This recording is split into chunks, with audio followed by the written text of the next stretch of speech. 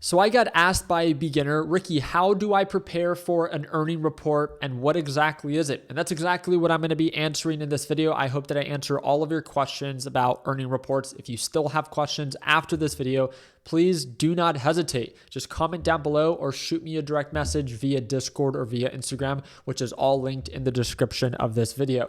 Let's go ahead and jump into it. So why are earning reports important? So 4 earning reports are reported on every single year, right? There's Q1, Q2, Q3, and Q4, and they're all post-reported, meaning that the quarter has to complete itself for Q1 as an example, and it gets reported in Q2. Q2 has to complete itself, and then it gets reported in Q3. Q3 has to complete itself, and then it gets reported on Q4, and then Q4 has to complete itself, and then it gets reported in the Q1 of the new year. Very, very simple. 4 quarters, 4 earning reports, and there's expectations for each specific quarter based off of what the market expects that company should be reporting based off of market's expectation. And we'll talk about that in just a little bit.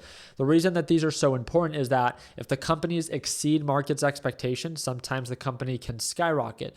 If the company does not exceed expectation or it gives poor guidance, then the stock itself can aggressively sell off. This is a perfect example because Nike had its biggest red day after reporting poor guidance. So Nike actually reported earnings on Thursday after the market closed. And you can see that's when the selling pressure began. And then going into Friday market or pre-market into normal trading hours, it continued to sell off, losing about 20% total within the overall day. Now, again, what exactly happened? Well, again, these companies report earnings not during normal trading hours. All of these companies either report before the market opens or after the market closes. That is the schedule. Where do you find this schedule? Super easy.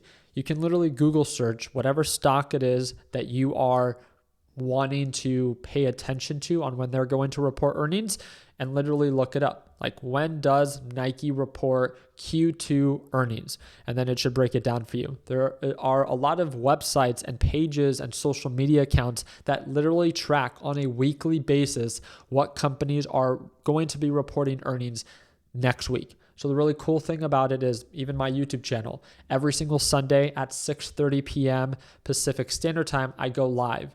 And I also talk about not just what economic reports are coming this week, but it's a great time to also prep about what earning reports are about to be released, if any. So for an example, today it's June 29th. As we go into the weekend, there's going to be Monday through Friday, right? July 1st to July 5th. And we could see that these are the handful of companies, or really just one. It's going to be a very slow week when it comes down to earning reports. But then from July 8th to July 12th, we have a few more companies a little bit bigger, such as Pepsi, Delta Airlines, BlackRock, Citigroup, JP Morgan, Wells Fargo. And then this is July 15th to July 19th. Again, it has a different schedule. A lot of these different companies share a lot of the larger companies. But again, if you're looking for a specific company and when they're going to be reporting earnings, if it's already scheduled, then you can Google search it literally just by the company's name and when does it report earnings. They always have an expectation on when they are set to report. And as you guys can see, it says PMO, right? And then if you go over here, it says pre-market open. So that pretty much means before the market opens. And then it says AMC, which means after the market closes. And then E is just like an estimate, giving us an estimation of when this company is going to be reporting earnings. So it's estimated that Tesla is going to be reporting earnings probably after the market closes on Wednesday, July 17th. The thing that I've picked up, and again, this is just from my experience, is that normally big tech companies, really big tech companies like Tesla, Google, Alphabet, Microsoft, Apple, Amazon, all of those big tech report earnings after the market closes because they really influence the overall markets and they want to make sure enough people are, I would say, paying attention to it because then they have their earnings call, and we'll get into that in just a little bit. But smaller companies or smaller companies as a whole tend to report before the market opens. Again, it's just something that I've noticed. You guys let me know if you've noticed it as well. It's the much larger companies or more popular companies that tend to report after the market closes when it comes down to big tech. So how can you have a better understanding of what the company's expectations are? So there's a lot of different websites. This is just one of many. This is investing.com. But again, please don't just use this. Use any of them. You can Google search, whatever company it is that you're trying to look up of, Nike's market expectation or earnings expectation for up and coming earnings. And you'll see a handful of different websites that will share different forecasts or different expectation. So an example would be is that Nike had a forecast of 0.84 cents per share versus a forecast of 12.89 billion. Those are the two main figures that overall the market likes to focus on. Now, it's not the only focus for that company during that earning report, but it's the overall general focus, the earnings per share and the revenue. And the really cool thing about that is that if they normally exceed earnings per share and exceed revenue expectations, the stock can sometimes go up as long as the guidance was also good. I think that's the best way that I could explain it. Not only is it really important for the company to exceed market's expectation for the previous quarter that they are just going to report on, but even to add to the stress, I've seen it many times where a company can exceed earnings per share and they could exceed revenue and they still sell off. But why? Again, when they are reporting earnings, they are reporting earnings based off of a quarter that already happened. So in Q1, when they're reporting the Q1 earnings, we're already in Q2. So it's great. We want to see that the company did well and that's what's being reported, but we also want to pay attention to guidance. And guidance calls are often, they normally happen about 30 minutes or an hour after the actual earning report is actually released. The thing that I want to remind you is that, again, everyone has a different schedule. So there's not always earning calls, but if there's one scheduled, you can also Google search it. If Nike has an earnings call and you want to pay attention to, hey, what's going to be the guidance or what are we expecting for the guidance from Nike based off of what market expectation is and what they actually share, then again, that will determine the overall success for Nike itself. And the big issue with Nike on why it sold off so much was actually not just because of the earnings, because if you could see, they beat earnings per share. They fell a little bit short of revenue, but it wasn't that.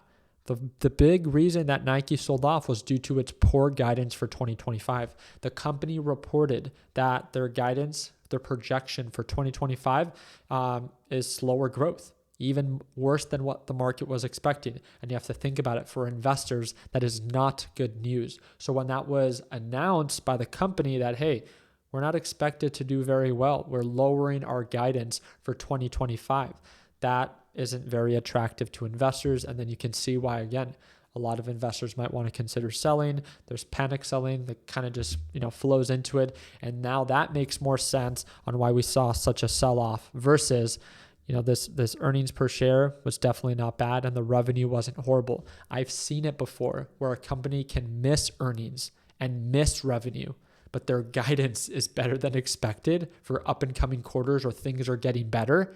And the company actually skyrockets, the stock skyrockets. So again, the reporting on the earning report is important, don't get me wrong, and it's instant. But the guidance is often more important because a company can exceed market's expectation for its previous quarter, but what about for up and coming quarters? That is often, in my opinion, more important than what just happened in the previous quarter. So remember, there's the report itself, and then there's the guidance. Two parts that I want to make sure that you are aware of, that when a company reports earnings, if you're focused on a company, make sure that you're aware of when it reports, what time, what the expectations are, and what the projections are also for its guidance. That is so, so important. Now, if you want to read the actual report from the company itself, again, just search for it. So you could search up the company, whatever it is. So you could search up Nike, earning report, and then you'll find it from the actual website where they can quickly break down. So full year revenue was 51.4 billion compared to 51.2. So you can look at all of this and look into and build a better understanding of, okay, well, why exactly did Nike sell off so much? Or why exactly did they fall short of revenue? So if you actually want to dive a little bit deeper, then you can begin to dissect their actual financials. These are their overall statements of income. And these get reported every time that they report their quarterly earnings. So again, if you simply want to build a better understanding of the actual company itself on the fundamental side, then you could begin to look into their breakdown and also their financials. So the thing that I want to remind you is, are you going to be able to read this and react instantly by the time it gets released? Well, no, because there's bots, right? And these algorithmic bots are able to pretty much scan this, read it much quicker than any human can, and then react. They can buy if they see it as good news. They can sell if they see it as bad news. But again, it's not about that. You're not here to try to compete with them. The whole point is for you to have a better understanding of what exactly just happened. So not only can you be aware of, okay, when the company is going to be reporting earnings, what the market's expectations are, making sure that you're aware of guidance, but then also on the fundamental side, dig a little bit deeper if you want to truly understand the company and why it is that maybe Nike isn't seeing growth month or quarter after quarter or year after year. And that would be shared in their financials. So again, it's not about trying to compete with those bots and try to trade it right away, because the reaction is instant. The report comes out and then you will see that Nike will either dramatically skyrocket or dramatically drop. And this happens with every stock, just depending on how dramatic that earning report is. If it's not much of a surprise, then you won't see much of a reaction. If it's a big surprise, then you will see a more significant reaction.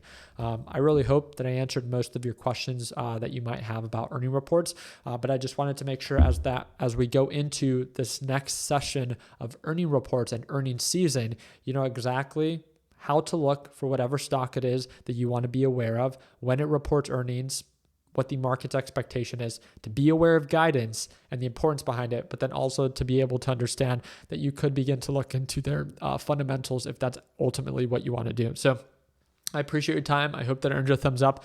And I want to remind you, I trade live every single morning. So if you're anything like me and you learn best by watching other people do, I love making videos for beginners so you guys don't make the same mistakes that I made when I first got started. And I also love trading live every single day. So if you want to see all of my entries and all of my exits and you learn best by watching other people do, then I think that you will really enjoy my live trading sessions. And right now we're offering you $250 off. It's our biggest discount. It's 50% off, and it's the second link in the description down below. So if you want to sign up today, it's a one-time payment, lifetime access. You'll be able to watch me trade live as soon as Monday when the market opens, and I can see you then. Take care, team.